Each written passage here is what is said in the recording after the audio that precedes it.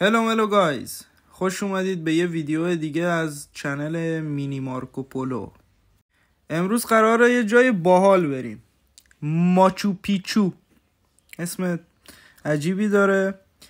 در سال 1450 در ارتفاعات امپراتوری اینکاها ساخته شده، یعنی حدود 500 سال پیش، و حدود 100 سال بعد به خاطر پیروزی امپراتوری اسپانیا این شهر متروکه شده.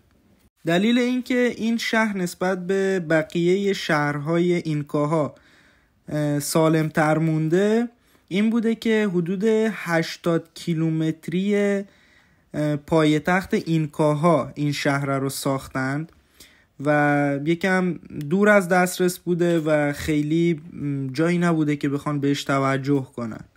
طی سالیان به خاطر جنگل هایی که اطراف این شهر به وجود اومده بیشتر و بیشتر هم از نظرها پنهان مونده، تا اینکه سال 1911 میلادی شهر ماچو پیچو به وسیله هیرام بینگهام سوم تاریخشناس آمریکایی در یک سخنرانی در دانشگاه ییل به دنیای غرب معرفی شد.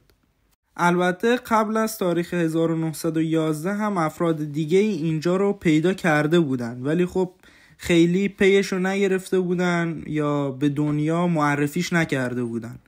این شهر توی آمریکای جنوبی هست و توی یک مکان هست نزدیک برزیل. سالیانه بیش از 500,000 نفر از این شهر میرن و بازدید میکنن و یه منبع درآمد خیلی خوب واسه کشور پرو هست. معنی ماچو پیچو در واقع کوه قدیمی هست. این شهر یکی از الهام بخش ترین شهرهاییه که توی دنیا توسط بشر ساخته شده و نسبت به دوره‌ای که آدما این شهر رو ساختن میشه گفت یه شاهکار مهندسی هست و یه شاهکار معماری هست.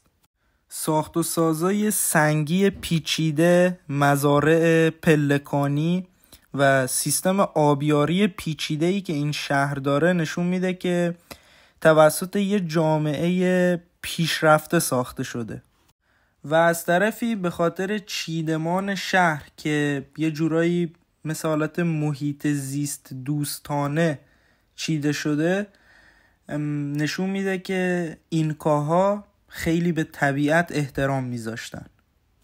با این وجود بعد از کلی تحقیقات هنوز هم خیلی چیزا در مورد این شهر هست که ماها نمیدونیم و هنوز در حال تحقیق کردن در موردشون هستن. به دلیل معبدهای زیادی که توی این شهر دیده میشه ما میتونیم بفهمیم که آدمای خیلی معنوی بودن. مرسی که تا اینجا ویدیو با ما بودید. دمتون گرم. لایک و سابسکرایب یادتون نره.